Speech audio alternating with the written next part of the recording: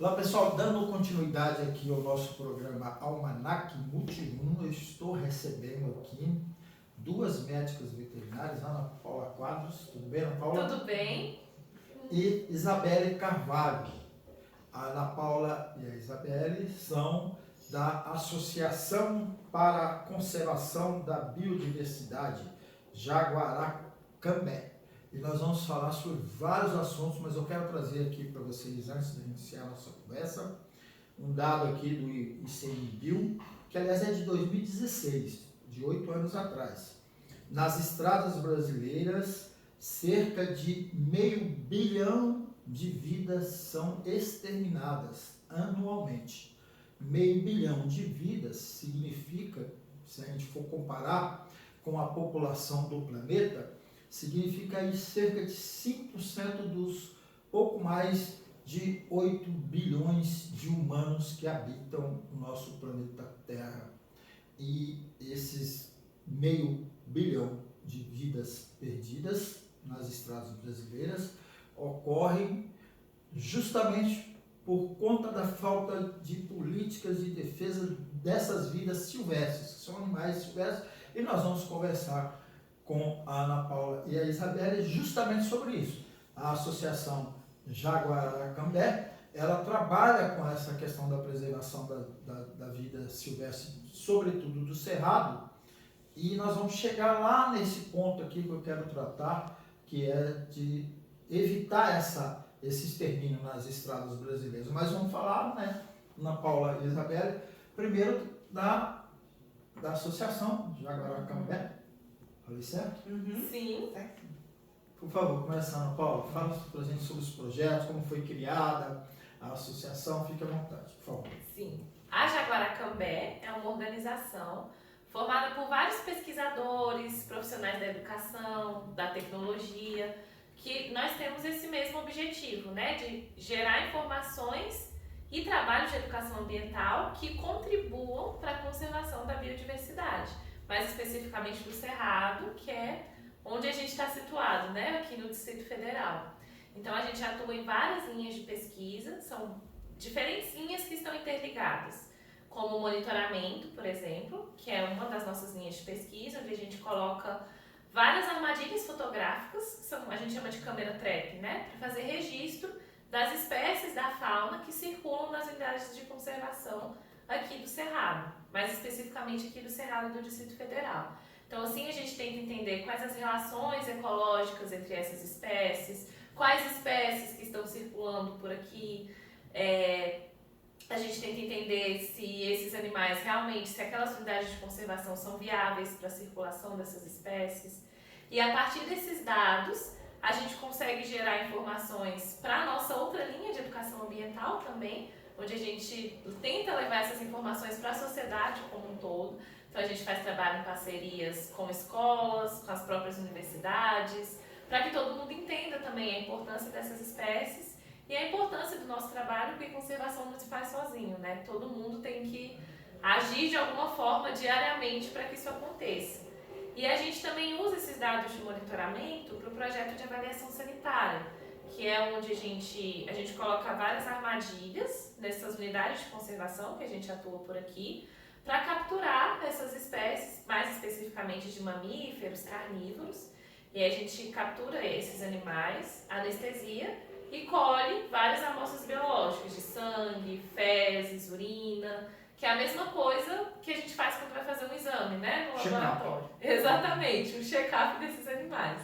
Então a gente anestesia, monitora e leva essas amostras para o laboratório e monitora esses animais até a total recuperação anestésica, eles são liberados ali no mesmo local de captura, assim que a gente consegue colher todas as amostras.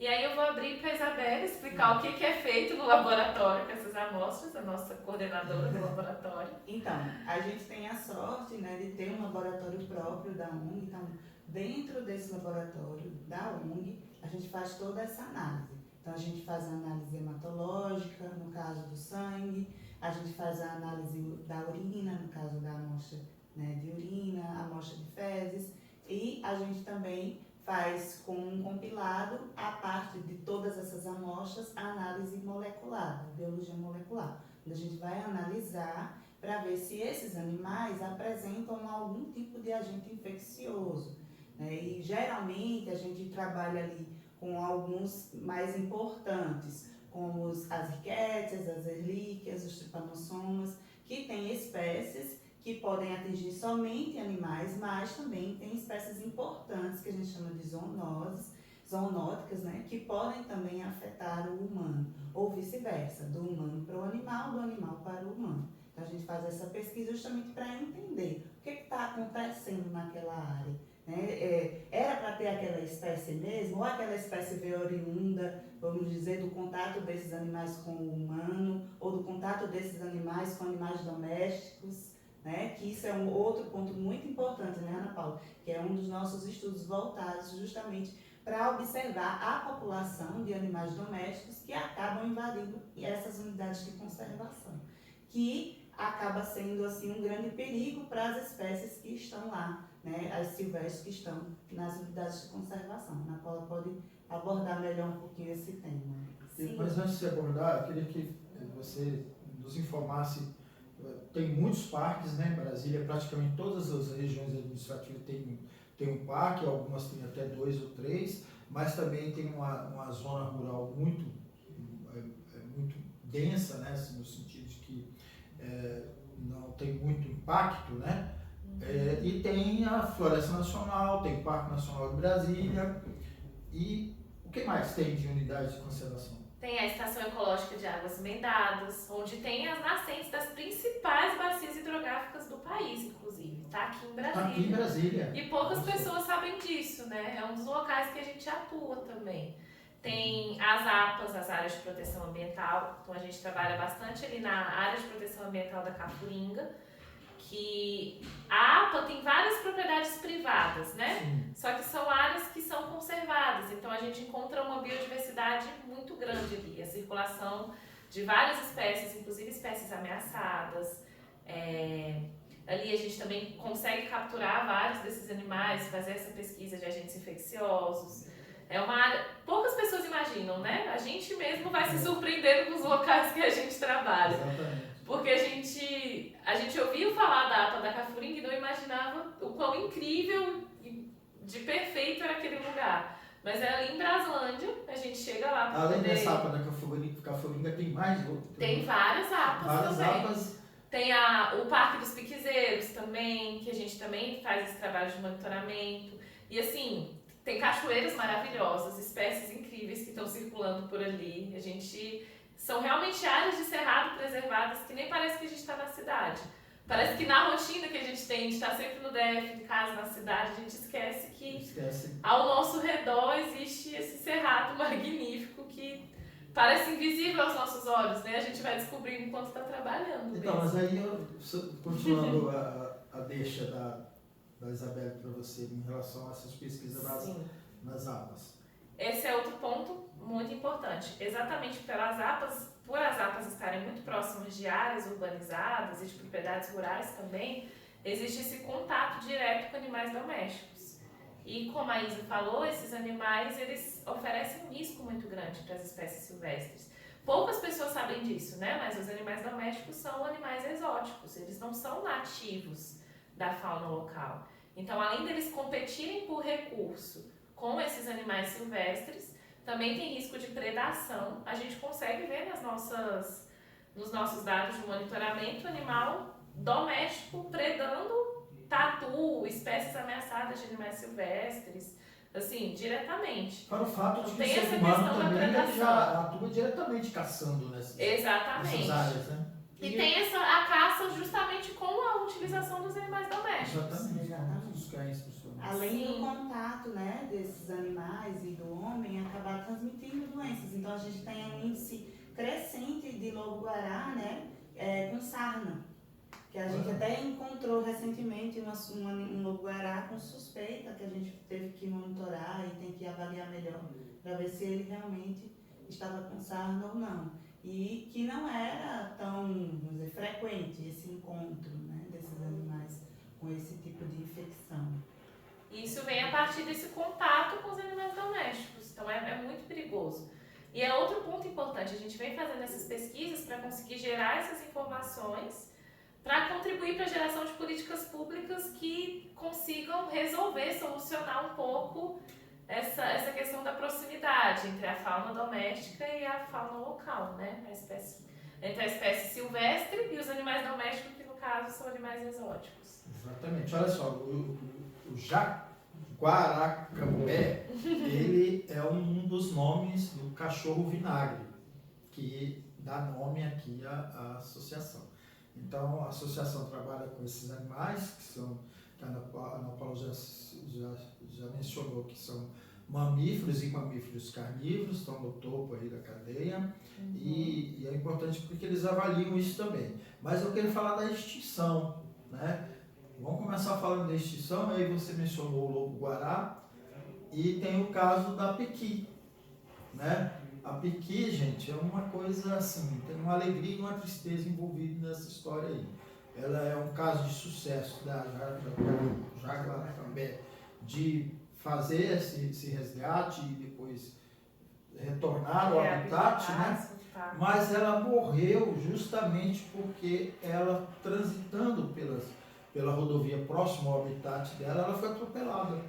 Aí eu queria que vocês falassem assim, a partir do exemplo da pequi, o que fazer para resolver isso? Nesse ponto, é justamente que foi a pequi, depois que ela morreu, ela afetou assim, né, todos nós, porque foi realmente um investimento muito grande nesse processo de reabilitação e soltura de todos os pesquisadores da ONG, né, e vê-la ser solta e ser reintroduzida na natureza foi uma felicidade muito grande. E aí, quando veio a notícia da morte dela, da forma que foi atropelada, né, por atropelamento, foi realmente um baque para todos nós. Foi um trabalho de 14 meses, se não me engano, né? Foram 14 meses no processo de reabilitação, aí ela foi solta e ela passou 8 meses em vida livre, no Cerrado. Né? E aí ela estava muito bem, inclusive... Ela estava você estava monitorando com coleira, né? Com rádio colar. Rádio colar. E ela estava num desenvolvimento muito bom, era feito um acompanhamento, né, dela sempre. Então ela estava engordando, né, Ana Paula? Ela estava assim, ótima. Não tinha nada que nos preocupasse em relação a como que ela estava se desenvolvendo no Foi possível identificar a idade dela? Foram 2 anos. Foram 2 anos. É porque a gente pegou ela Filhotinha. Sim. Ela, estava abandonada? Como é que foi isso? A mãe dela também faleceu, só que na região de Trijunção. Com o pessoal do Safari, eles faziam monitoramento de lobo ali também. E aí ela estava sendo monitorada por rádio colar, mas o colar sinalizou mortalidade. E aí quando eles encontraram, tinha 4 filhotinhos. Aí esses filhotes foram distribuídos para várias organizações e a pequi ficou com a gente, que era exatamente com o objetivo de fazer esse projeto, esse trabalho de reabilitação e soltura em diferentes áreas do Cerrado, porque o lobo é solitário, né? Então, de qualquer forma, eles iriam se separar caso eles conseguissem crescer e se desenvolver no local que eles nasceram. Então, a gente fez esse trabalho de reabilitação com a pequi por aqui, mas ela estava com a gente desde filhotinha. Então, quando ela foi atropelada, ela tinha uns 2 anos, né? Isso. E qual é a vida de um lobo adulto? Chega até quantos anos? Você tem ideia? A média de vida de um lobo, você lembra, Marisa? Em cativeiro até uns 12, 13 anos e na natureza menos. É menos, né? Nós estamos aqui com a nossa bióloga Marisa, que está aí hoje sendo a nossa diretora aqui do nosso programa, ela que está cuidando da parte técnica. Agradecer muito a Marisa aí pela contribuição. Mas vamos voltar aqui à pequi. Aí, então, assim, a situação da pequi, ela é um exemplo dessa tragédia que acontece com os animais, né? Esse dado inicial que eu dei aqui de quase 500 mil, eu vou falar o número exato, né? Jornalista tem essa mania de ficar sempre arredondando, mas é quase 500 milhão mesmo. São 475 milhões de vidas silvestres exterminadas anualmente no Brasil, nas estradas. E aí, assim, gente, Brasília tem um exemplo excepcional para o país inteiro de você respeitar a faixa de pedestre, né? Então, assim, os seres humanos estão em Brasília sendo vidas poupadas porque há respeito à faixa de pedestre. E tem a proposta de passagens de fauna, né? Que é possível acontecer em Brasília, que seria uma das formas de resolver esse problema. Como é que vocês estão trabalhando, elaborando isso em relação a isso? Começar com você, Ana Paula. Até hoje a gente se emociona muito com a Pequi, né? Escutando a Isabelle falar sobre a história aqui já me deu vontade de chorar. Não, eu que não vivi a história toda aqui, quase chorando. Eu chorei acho que uma semana inteira. Que a gente se envolveu muito com a história o tempo inteiro. E a gente sabe que ela emocionou muita gente, né? Também, além da gente, teve muita gente que estava acompanhando. Agora eu posso dizer por que eu quase chorei também? Porque, gente, eu atropelei um lobo-guará uma vez e foi horrível, foi triste, muito triste. Atravessou na minha frente o carro, tentei desviar, quase desgovernei o carro, mas assim, foi uma coisa de 20 e poucos anos atrás, mas que me traz uma lembrança muito triste. Essa é a razão que eu quase chorei também. E a nossa ideia é exatamente essa, porque a Pequi foi atropelada e a gente sabe disso, a gente se comoveu dessa forma porque a gente estava monitorando com rádio colar, a gente acompanhou o indivíduo desde pequenininho. Mas todos os dias, o tempo inteiro, tem animais atropelados nas rodovias e a gente segue a nossa vida, por a gente não ter essa relação com esse animal, a gente não pensa muito a respeito disso, né? E aí a Pequi trouxe esse baque pra gente realmente refletir e pensar, não, a gente precisa se juntar e fazer alguma coisa por esses animais. Agora, esse episódio que ocorreu comigo, ele foi à noite.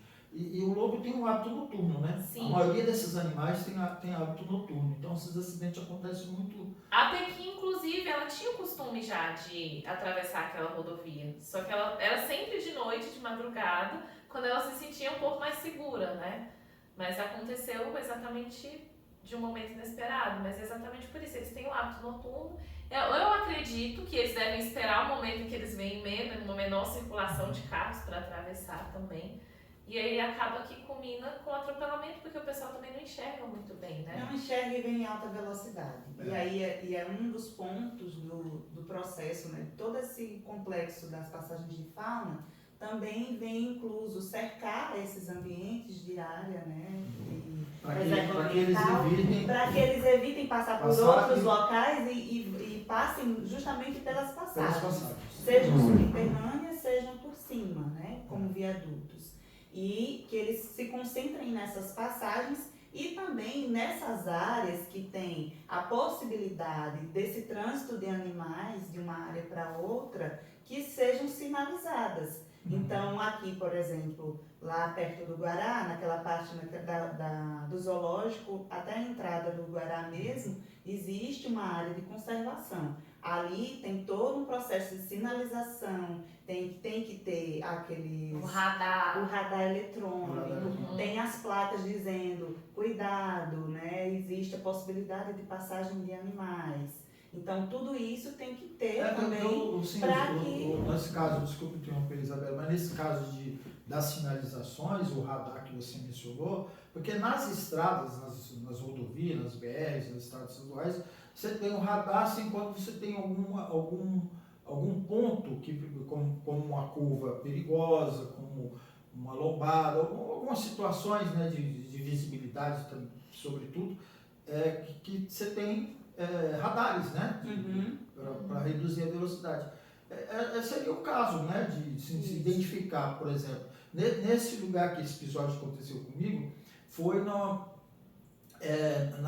porque a BR-070, que nasce aqui no final do eixo monumental, aqui em Brasília, ela vai para Mato Grosso e termina lá na Bolívia. E ela passa ali, logo depois que entra o Mato Grosso, ela passa exatamente dentro de duas reservas indígenas, que é a de Beruri, dos Borori, e a Sangradouro do Chavante. E é justamente ali que acontece muito acidente com animais, porque onde tem muito animal transitando. Então, talvez essas áreas, né, pudessem ter essas iniciativas de sinalizar melhor, de ter radar, essas coisas todas. Isso, diminuir a velocidade, porque muitas vezes o que acontece?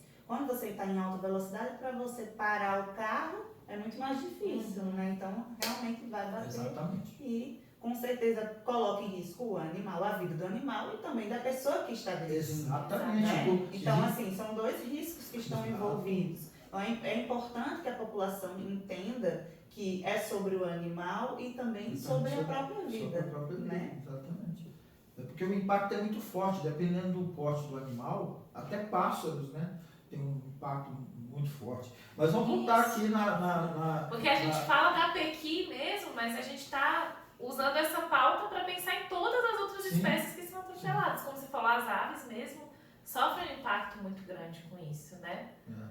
Mas então, e como vocês trabalham com educação ambiental, o que fazer para que o cidadão, né, ele contribua para que se reduza esse extermínio aqui, né, que é assustador, né? O que fazer? Então, a ideia, a gente começou exatamente com a audiência pública para Ah, tentar isso. chamar as pessoas para entender a problemática, porque se a pessoa não entende o problema, ela não vai nem pensar numa solução, numa alternativa. Ela só vai entender o problema quando ela chegar a atropelar um animal, como aconteceu com você, né? Que ela vai começar a refletir sobre essa situação. Então, a gente convocou a audiência para tentar chamar várias pessoas para entender essa problemática. E aí, a partir de então, a gente está tentando montar um grupo de trabalho com vários órgãos, além de órgãos ambientais, os órgãos que também são responsáveis por essa parte das rodovias, né, o DER, para que a gente consiga discutir em conjunto medidas de políticas públicas para reduzir esse problema. Então, a questão é entrar em contato com as pessoas e fazer com que elas entendam a situação, é colocar mais radar, aumentar a iluminação, não sei, nas rodovias às vezes isso não é possível, né? Então, incluir mais passagens de fauna, diminuir a velocidade, então a gente precisa realmente gerar políticas públicas que façam com que as pessoas entendam o problema e sejam obrigadas a respeitar aquela situação também, né? E qual é a possibilidade do poder público construir as passagens de fauna? É enxergar que realmente é necessário, né? Então, é mostrar os índices de morte, é mostrar a possibilidade de humanos também acabarem vítimas de acidentes justamente por conta dessa falta de sinalização, da falta de passagem de fauna. E, além disso, é realmente educar a população, mostrar à população que é uma coisa que precisa ser estudada, é preciso ser visto, né? Então, a gente usa muito as redes sociais para realmente atingir essa população, atingir a massa, atingir todas as idades. Então, tem a educação ambiental, onde a gente vai nas escolas, mostra para as crianças, que é a partir das crianças que a gente tem, né, o crescimento dessa informação. A criança, além dela crescer com essa informação, ela leva para casa, ela mostra para os seus amigos, para os amiguinhos, para a família, para os seus familiares, e ali vai disseminando essa informação. E também outro ponto, né, é justamente utilizar as redes sociais para disseminar essa informação o máximo possível. Né? Aqui mesmo nesse livrinho, você viu? Ele é feito, ó, ele não tem texto porque ele foi feito para qualquer pessoa, para qualquer criança entender a situação. Mas é isso mesmo, ó, tinha uma fêmea de cachorro do mato, ela tá deixando o filhotinho dele na Vamos toca. tentar ver se o pessoal consegue. Vamos ver se dá para ver. E foi o Hércules, que trabalha com a gente na ONG também, que desenhou. Então ela tá levando, colocando o filhotinho na toca, e aí ela vai provavelmente buscar comida, né, para trazer para ele. Só que infelizmente ela se deparou com um veículo e foi atropelada. Então a gente vê que não foi só ela uma vida perdida, tem um filhotinho aqui que ficou esperando ela também. Provavelmente aconteceu com a mãe da Pepi também. Exatamente. Porque eles circulam justamente por isso, eles circulam para buscar comida, né? Sim. Ou para eles ou para alimentar os seus filhotes. Você falou de rede social, depois a gente vai colocar lá na descrição da transmissão, ONG, quem quiser anotar aí, Jaguaracambe, que é aqui o Instagram. E o site aqui? ONG Jaguaracambé. Jaguaracambé. E o site é jaguaracambé.org. Então, o pessoal entra lá, tem tudo. Eu queria trazer uma outra informação aqui, que é importante, que Se você quiser apoiar a Jaguaracambé, também tem aqui o Pix da Jaguaracambé, deixa eu achar aqui rapidinho, que é financeiro@jaguaracambé, eu vou colocar depois aqui na descrição, tá? .org.br. Então, Isabelle, Ana Paula, nosso tempo aqui está terminando, então eu queria que vocês fizessem assim, as considerações finais, agregassem alguma informação aí que eu não perguntei, vocês consideram importante trazer para o nosso público e despedir do nosso público também. A gente quer agradecer, né, a oportunidade de poder falar do nosso projeto, poder falar da importância da conservação das espécies aqui do Cerrado. A gente sempre tenta aproveitar as oportunidades para falar da importância do Cerrado, do quanto esse bioma é maravilhoso e necessário para a biodiversidade como um todo. Então, o Cerrado é o berço das águas. Como a gente falou aqui, a gente tem uma unidade de conservação que tem as nascentes das principais bacias hidrográficas do país. Então, sem o Cerrado, todos os outros biomas não teriam, eles não seriam, eu perdi a palavra, gente. Irrigados. É a caixa d'água do Brasil. É a caixa d'água, né? É a caixa d'água do Brasil. Nascentes, né? É aqui que está todas as nascentes. Então, a água vem daqui. Exatamente. Por isso a gente E você precisa mencionou conservar o lá Cerrado. atrás, acho que era importante até reforçar isso, né? Eu não sabia, essa informação é muito importante. Que aqui em Brasília, o Distrito Federal tem as nascentes que formam vários cursos d'água. Exatamente, as principais bacias hidrográficas hidrográficas do país. do país. A gente também descobriu isso trabalhando com biodiversidade por aqui. Então, nos nossos projetos, a gente acabou descobrindo ao longo da execução do trabalho. E a gente pensou exatamente isso. Nossa, nós somos biólogos, veterinários, e a gente está descobrindo essa informação trabalhando com isso. As pessoas precisam entender a importância do cerrado. Porque ele é visto várias vezes como mato, né? Terra improdutiva. Mas não. O cerrado é necessário para todos os biomas do país. E aqui no Brasil a gente tem a maior biodiversidade do mundo. Então a gente é necessário realmente para o equilíbrio ecológico mundial. Então o cerrado, a gente precisa realmente continuar trabalhando, levantando essa bandeira para a conservação das espécies, não só da fauna, quanto da flora do cerrado como um todo. E aí a gente atua muito nessa linha da fauna também, porque eles são essenciais para que o cerrado exista. Eles são, inclusive, semeadores aqui do cerrado. Então, o lobo, quando ele come uma lobeira, ele defeca essa lobeira ali no cantinho e nascem novas lobeiras. Com a piqui, a gente via no processo de reabilitação, ela ficava num cercadinho e tinha a latrina, onde ela sempre fazia cocô. Virou uma horta de lobeira. Começou a nascer várias mudinhas. A gente viu isso na prática. Então, imagina o que esses lobos fazem em vida livre, tanto eles quanto as outras espécies. Então, assim, isso é assunto para horas de conversa, né? Nós vamos voltar aí no Jaguaracambé para a gente conversar mais. Sim, com Isabelle. certeza. Eu acho que é importante também salientar, né, que a gente tem aqui no Cerrado um número grande de espécies endêmicas, ou seja, que só existem aqui no Cerrado. E, atualmente, o Cerrado ele é considerado hotspot de biodiversidade. Então, ele tem uma grande quantidade de espécies ameaçadas e ele está cada vez mais sendo perdido, né? Suas áreas estão sendo perdidas. Então, por isso que é importante a gente olhar para o Cerrado, e nós estamos aqui como ONG Jaguaracambé justamente para tentar passar cada vez mais informação para que todos possam abraçar o Cerrado e vir com a gente nessa luta. Isso, vamos junto com o Cerrado aqui, com a Jaguaracambé. Pessoal, quero pedir para você que está nos assistindo, que vai nos assistir, que se inscreva aqui no nosso canal, na TV Multirum, que é o canal no YouTube do Multirum Instituto da Cultura, e dizer que o nosso programa ele faz parte de nós chamamos de Hub Multirum de Comunicação, do qual participa também a TV 61 do site aqui de Brasília, Expresso 61, participa também o canal Goiás em Canto e Prosa, lá de Goiânia, e a Rádio Sapicoá de Cuiabá, que na verdade é uma rádio web, é uma agência de rádio web que vai disponibilizar aqui o nosso programa em podcast para mais de 60 emissoras de rádio em Mato Grosso. E já que eu falei de Cuiabá, quero lembrar que Isabela fez seu mestrado aí no FMT, em Mato Grosso.